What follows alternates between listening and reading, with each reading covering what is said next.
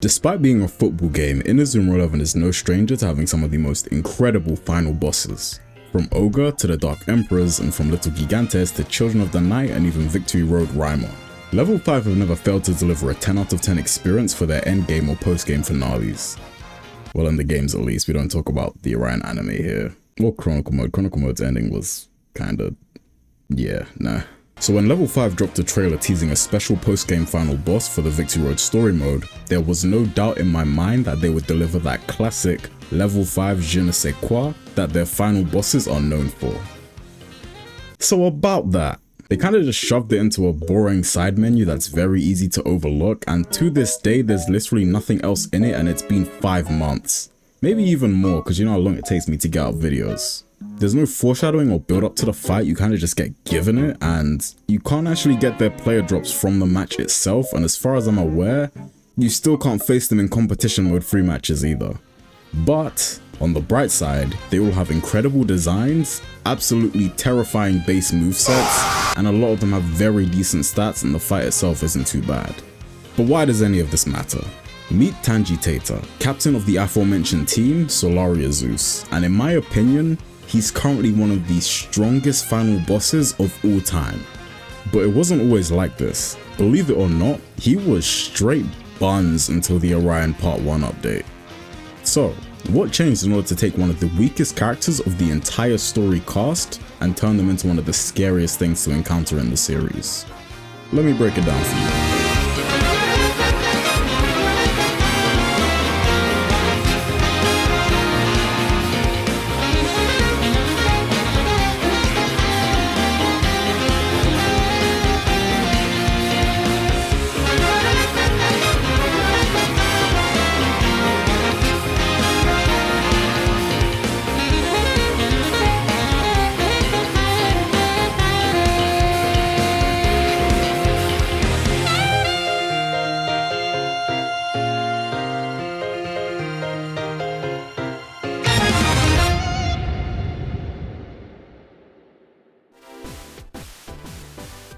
In Inazuma 11, not all characters are made equal, as we've gone over time and time again on this channel. In Victory Road, the developers did try to create less of a disparity amongst players, but you wouldn't realize it with how often you see the exact same characters online. In this installment of the series, there are a few set stat spreads for each position, and each player is given one. However, none of the stat spreads are made equal, which leads to some stat spreads being objectively better than others for a specific role. Within the community, the most common resource we refer to and use to compare stat spreads is an extremely useful spreadsheet made by Ricordio Milos. I hope I'm pronouncing that right, my bad if I'm not. It organizes a large volume of characters by position, element, and stat spread, and how good that stat spread is for the intended position's main function relative to the other stat spreads. And the tiers follow the G Shinka evolution type, with the highest tier being G5 and in some rare cases Go, and the lowest tiers vary from G3 to G2. But why does any of this matter? You should know by now I wouldn't bring any of this up for no reason. Teita's right at the bottom. He's in G3-, not even G3+, and he has the same raw Shotei as Megane. And no, not Isaac, not Kazuto, we're talking about Willy Glass, Megane Kakeru. So, we're already off to a bad start. He's in one of the lower brackets for Shotei, he has no hero rarity option to elevate and augment said lower Shotei. Until the Fabled Seed update, he didn't have a Basara to elevate his lower Shotei. His base archetype is Tension, which until recently was very mediocre at best if you went all in on it. And he's a wood type forward, which isn't bad, but also isn't great since Earth is the most common defensive typing. So more often than not, he's going to be hitting for neutral damage, and we all know how strong elemental advantage is, and he's not going to be tasting that very often. While these negatives do sting quite hard in regards to general viability, it's technically not all doom and gloom. Because firstly, who cares? Not me. Secondly, while all the stat spreads above G3 are objectively better for scoring goals due to their higher shot AT and focus AT, the two G3 stat spreads have higher KP, castle wall, and scramble stats than all the other stat spreads for strikers. But unfortunately, Teita has the weakest stat spread of the two. He can't catch a break.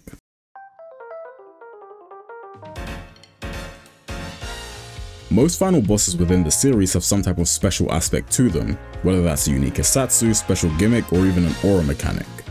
If you're familiar with Victory Road, then you already know barely anyone got a new signature Hisatsu, and unfortunately, Teita's not part of that small exclusive group. But a group he is a part of is the unique gimmick / aura mechanic group. And conceptually, his aura mechanic is one of the most terrifying things in not just this installment, but the entire series. We're talking Spirit Big Moves Kesha no Chiwaza levels of scary. But visually, it's one of the most boring things in the entire game. Teita's aura mechanic is a mode change, which the community has collectively agreed on as the weakest type out of all of the auras. Some people even think mode changes are useless. And I'm here to tell you not to believe the hype. They are not useless. I used to think the same until I saw the nonsense you can actually pull off with these. But we'll save that for another video. Or maybe not, because what I have in mind could just be a bug that's gone unchecked and might be patched sooner or later. Mode changes are essentially Victory Road's equivalent of the alter ego system from Inazuma 11-2, but slightly juiced up. It allows you to swap players into their alternate personalities or forms, and with the personality shift, their characteristics also undergo a change too. For example, when Fubuki changes into his Atsuya form, his position swaps from defender into forward, as well as his stats changing accordingly. And in some cases, unfortunately or fortunately depending on the set you're running, the moveset will also undergo a change too. Teita's mode change is called Lord Aphrody mode, and while in theory it's kind of cool, the execution and implementation of the visuals is just straight turbo butt cheeks. It's bad. Teita looks up to and idolizes Aphrody, who, for those of you who are unaware, Aphrody is the captain of the first ever final boss team of Inazuma 11, Zeus Junior High. And those of you who've been paying attention probably just noticed that's the team that Teita is the current captain of. I think in the story there's around like a 25-year difference between their captaincies, something like that. Maybe someone can correct me if I'm wrong. And quite literally, for the visual, Teita's Lord Aphrody mode just changes his player model into Aphrody's player model. That is it. Nothing else. Yeah, this ain't it, chief. In terms of his moveset, he gains access to Aphrody's OG Saga anime moveset with God Knows, God Break, Heaven's Time, and Chaos Break. For some reason, Dust Kick is a real skill, maybe to reference the ending of Heaven's Time, maybe to reference his transformation being like some type of smoke and mirrors type deal. I got no clue. Power Shot would have made more sense. Most mode changes don't give any type of stat boost. The activation is essentially like a giga boosted dribble or long shot counter for focus battles. Except for Teita. Now we're gonna play a game. I want you to stop for a moment and guess how much of a boost Teita receives from his mode change. For those of you who aren't familiar with the series, I'll list off some examples of pre-existing aura mechanics and the buffs that they provide. Bond Transform, which allows you to transform into another teammate, gives you 10% AT and DF. Keshins, which are essentially a mythical deity that you can summon, give 40% AT and DF. And Souls, which are summonable animals from various planets in and beyond our solar system, give an initial boost of 25% and can cap out at 65%. So I'll give you a couple of seconds to sit here and think about your guess.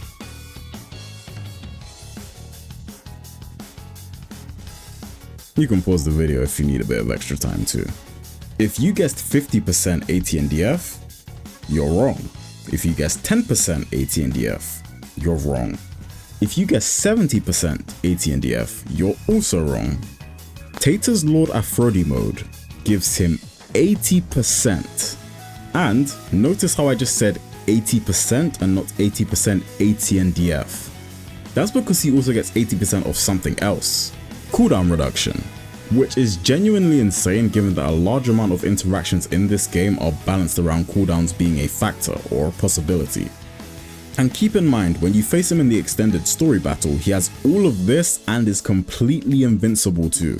So he has a unique aura mechanic that almost doubles his offensive and defensive stats, a diabolical amount of cooldown reduction, a very usable moveset while transformed that comes with override potential, and not a counter per se, but a check for pre-patch longshot spam, as well as his buff stacking with pre-patch justice, which due to an exploit let people stack up to 120% of it, letting him reach 200% AT and DF or 230 with Cavalry Advance active. And keep in mind, when Teita is in Lord Aphrody mode, his main archetype changes to Breach, and as mediocre as it can be at times, Breach is still Breach. You could dump all of your resources to slow his momentum just for him to still score off a shot with like 180. Alright, so this is editing T-Byte here. Just need to add something else to the positive section that I forgot real quick. Teita actually gets a stat spread change when he goes into Lord Aphrody mode. Haku told me this like last year, but I kind of just forgot about it. And the stat spread he gets is genuinely nuts. I'll probably edit some images onto the screen for visual learners to see how big of a jump in stats he gets. That makes sense, right? I think so. But to put into context how nuts the stat spread is, Sakurazaki is the best striker in the entire game. Well, if we're talking legendary rarity, that is. This is because despite sharing the G5 stat spread with characters like Canon, Sion, Saru, Zanak, characters like that, his Abalone board gives him a higher boost in his shot AT. And according to the tier list spreadsheet that I mentioned earlier, based on the criteria that they used, Sakurazaki gets 173 kick and 161 control. And the stat spread that Teita gets while in Lord Aphrody mode has 203 kick and 193 control. So technically he becomes the best striker in the game while transformed based on stats alone, but technically is a very, very important keyword here, and base stats is a key phrase here, and I'll explain why in the video later. Now, after listing all those positives, you're probably thinking to yourself, there is no universe in which a character with all of that could be considered mediocre, let alone bad. Well, Teita was kind of buns. And the first question you probably have is, how is that even possible? Well, until the most recent patch at the time of writing this, which is Orion Part 1, I didn't know if this was an intentional feature or a bug. And I mean, can you blame me? No, the answer is no, you can't blame me. This game is full of bugs and glitches, shut up. The bug in question that was keeping Teita on a tight leash and preventing him from making online even more dysfunctional was beans and equipment not being factored in when a player activated a mode change or bond transform. Which may not seem like a big deal at first to some players or to those of you who are unfamiliar with the game, but beans and equipment are the best way to increase individual player stats and therefore effectiveness. But what do beans have to do with football, and how does equipment even work in Inazuma 11? Well, I'm glad you asked, and don't worry, I'll keep it brief, or at least as brief as possible. Equipment in Victory Road works pretty much the same as it does in all previous Inazuma 11 games. Each item you can equip to your player will have 2 stats that it will boost, and you can equip up to 4 different pieces of equipment. Let's lowball something real quick. Let's say you have 4 pieces of equipment on your player. All 4 pieces give you 10 kick and 10 control. Raw shot AT, which is very important for scoring goals, is kick plus control. So each piece of equipment would give you 20 shot AT, and you have 4 of these equipped. That's 20 multiplied by 4, that's 80 extra shot AT, which is nothing to sneeze at, especially if you're running Bond, Justice, or Counter to bolster your offenses. And keep in mind, this is a major lowball. A lot of endgame items give individual boosts within the 20s and 30s per piece of equipment. Some even give boosts in the 40s. So make sure you get your equipment sorted out, it's very beneficial. Now on to beans. Within every Inazuma 11 game, you can train your player stats to increase them. In all previous games before Victory Road, the amount you could train each character varied and was determined by a hidden stat specific to the player called Freedom. The bean system in Victory Road is essentially a new and to some extent improved version of the Freedom system. There are 7 different types of beans, 1 for each stat. Each player has 3 slots within their Abalone board for equipping beans, and in each slot you can place a stack of 1 type of bean. Beans increase stats 1 for 1, so 1 kick bean will give you an increase of 1 in your kick stat. And at level 99, a player can have up to 180 beans per stack. So if you fully kit out your player with beans, they're getting an extra 540 stat points, which is obviously very impactful. Let's take Teita for example. He's a forward, he's a striker, so he'd want to maximize or at least invest in shot AT. And as we previously established, raw shot AT is a player's kick stat plus their control stat. If we added a full stack of kick beans and a full stack of control beans, that's 360 extra shot AT, which is quite a big boost. That could be the determining factor between a shot being saved or not. And as I mentioned not too long ago, there was a bug that made it so that when you activated a mode change or bond transform, beans and equipment essentially exited the premises, meaning if you had a fully built Teita ready to go, you take it into a match and activate his Lord Aphrody mode, you are actually nerfing your Teita and putting your team at a slight disadvantage. The amount of stats provided by the beans and equips actually surpasses the amount you receive from the mode change buffs, since it was actually applied to the base stats, which may be a surprise to some of you given how much the transformation actually provides. Every other aura mechanic in the game not only factored in beans and equipment and properly applied their AT and DF buffs, but also provided some sort of extra buff on top. For example, Miximax is 50% AT in the F and a higher base power variant of a move associated with the Miximax. We don't even need to look at Teita's stats specifically or even equipment to understand how detrimental this was not only to his viability, but every mode change character's viability as well as the viability of Bond Transform. We will do an example anyway just for the visual learners watching. Said viability a lot there. Right, so this is technically editing T-Byte here, but this time I'm not interrupting the video, I'm actually redoing something. Like I mentioned before, I forgot to take the special stat spread that Teita gets into account, so I'm here to redo the math for the section that was supposed to be here since the end result is still the same, but the journey to get there was technically wrong. And like I said, this is for the visual learners, so what we're going to do here is zone in and do a simple and straightforward example, hopefully.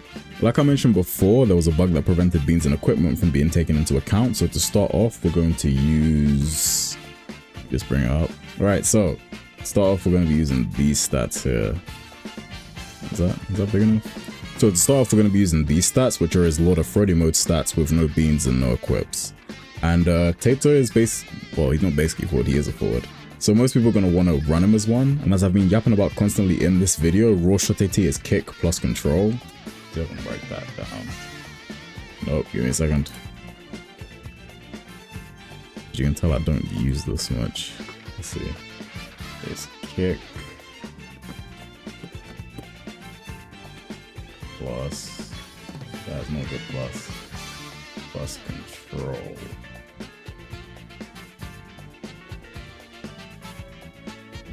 That's kind of readable. So in this image, his kick is 339. And then his control is 319. Which would give us 658, I believe.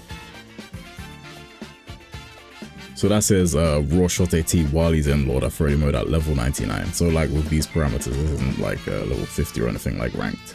So the boost we get on top of this would be 80% of this, since it's 80% boost when he goes into Lord Aphrody mode. So the value would be, well, the value of the boost, not the final value. The value of the boost itself would be 658 times 0.8, which should give us 526.4. Now let's take, you can't see that because my avatar's in the way. Okay, you should be able to see that better there. My bad if it's messy, you know, I'm doing this on a PC, I don't have a drawing pad or anything. So, now let's take a step back and think. With the bug and play, we get a boost of the number at the bottom, which is 526.4, and that's with no equipment or beans. But we need to think about the potential value that beans and equipment can give and then compare that to this. So we're gonna keep this number in our head, keep 526.4 in our head. Let me write this to like the side maybe? Maybe we could fit it in the side here. No, I think I hit the mic a couple times there. Not an eraser on this. You can tell I don't use this much. I'm probably never doing this again. We already mentioned in the video that a stack of kick and control beans would give you 360 extra shot AT. Maybe I should write a bit smaller. 360. Is there like a text box or something? Let me just put text box here. This is so scuffed. Oh my god. So that's 360 extra raw shot AT. Can I move this? Nope, guess I'll stay in there then. 360 extra raw shot AT because each stack of beans is 180 and we have 180 kick, 180 control. Then we need to move on to equipment. Probably I'm gonna need to actually edit some stuff onto screen actually. Thought this would be more straightforward, but it's seeming like it's a bit more convoluted. But anyway, best boots in the game give us 35 kick. Oh, let's move back to the brush. But best boots in the game give us 35 kick. And then 35 control. And for shot AT, that's 35 plus 35, which gives us 70. And then the best pendant type equip in the game is the champion scarf. And actually, I don't know if it is or not, but it doesn't matter since if it's not, then it proves my point even more. And that gives 30 kick. And then that gives us 40 control, which also equals 70. I don't know what the best bracelet and I don't know what the best special type equipment is for shot AT, but technically that doesn't matter at all for my point, since as I mentioned before, we have 360 shot AT from just the beans alone. And then if we add the 360 shot AT from 2 pieces of equipment, keep in mind you can equip 4, Then that's 360 plus both of the 70s, which is 360 plus 140, which gives us 500. Let me just write this down. 360 plus, I can't do pluses on this. Plus 70 equals 500. And then based on this alone, to surpass the 80% AT&DF boost, like the value we have here, which is the 526.4, you'd only need like 2 pieces of equipment that give 27 shot AT and stat points, and that's not very hard. You can get some like early game equipment that gives you that type of stuff, you know. So you wouldn't even need optimal equipment for the beans and equips to actually surpass the 80% AT&DF boost itself. But for a bit more clarity, let's say we equipped him with the Abyss Bracelet and the Omega Bangle. The Abyss Bracelet gives us 59 shot AT, and then the Omega Bangle gives us 45 shot AT. So we can do, I keep hitting the mic, so we can do 500. I hope there's enough space here. We'll do 500 plus 59. There we go, that's a good plus, finally. Plus 45. Should give us 604.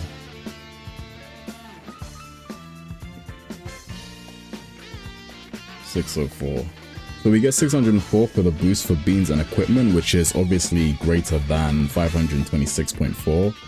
Let me clear the screen and then make this a bit more clearer. Alright, so with that we got 604 for the boost for the beans and equips based on like the equipment I picked, which might not even be optimal.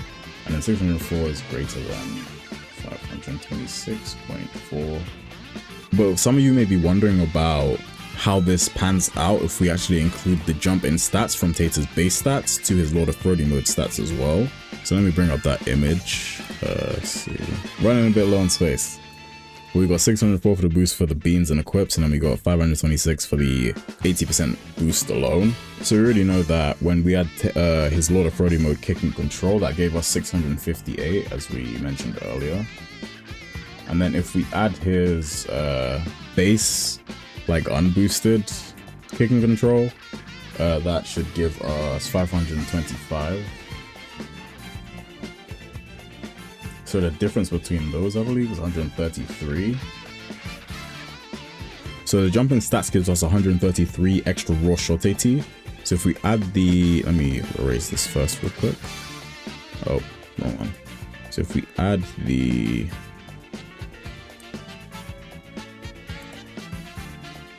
$526.4 plus the 133, that should give us 659.4. Oh, 0.4. You get the point. Then if we do 659.4 minus 604, that gives us 55.4 as like the difference. So 659.4 is the overall boost that the pre-patch Teita would get with the bug in play, and then 604 is the boost that just the beans and the equipments would give him. And as you can see, the difference is quite small, it's only 55.4.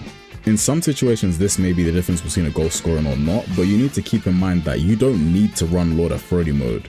You could be running Burning Overdrive or a Keshin if you wanted to run Teita as a forward, and Burning Overdrive gives 30% AT and DF as well as 20% shot AT and focus AT. And I think it's focus in general actually. And then Keshins give 40% AT and DF as well as a passive that can buff the entire team, not just Teita himself, as well as a very strong Hisatsu. And these did not share the same bug as Bond Transform and mode changes, so they would take into account and apply their boost alongside the 604 as well for even more value. Making the buffs you get from the beans and the equips far eclipse the 659.4 value we got here if you were to use like a Keshin or a Awakening. Hopefully that was somewhat coherent and easy to follow. Let's get back to the video to like wrap everything up. And I can't remember which patch brought the change, but ranked is now capped at level 50, which means stats are lower, therefore the 80% boost is worth less and the raw stat boost from beans and equips is worth a decent amount more. At that point, it begged the question, why even use the transformation when you could just run him normally? You could even use someone else like Sakurazaki, Alpha, or even a hero like Haru or Tenma. And I mean, for one, if you like the character, just run it. Games are meant to be fun and enjoyable. And two, you can make anything work in this game if you try hard enough and build and pilot it right. There's no point really giving up and just following the meta because you failed once or your favorite character or strategy kinda sucks. Just lock in and figure out the method, since you'll enjoy the game a lot more if you're using or doing what you love.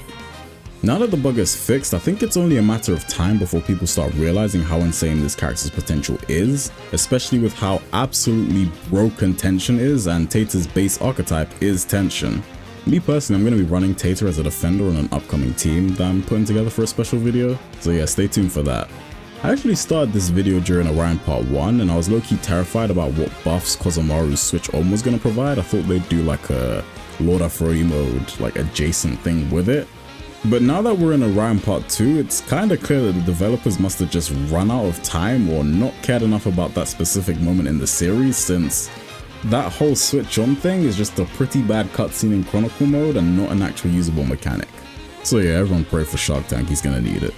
Like, comment, subscribe, buy a membership, hype the video, all that good YouTube stuff, and I'll see you when I see you.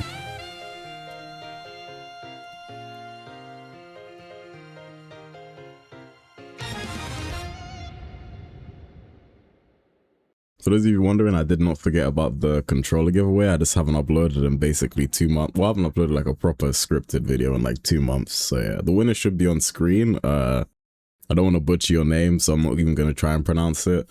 But yeah, feel free to reach out to me through the Discord or through the business email, and then we'll get your controller sorted out.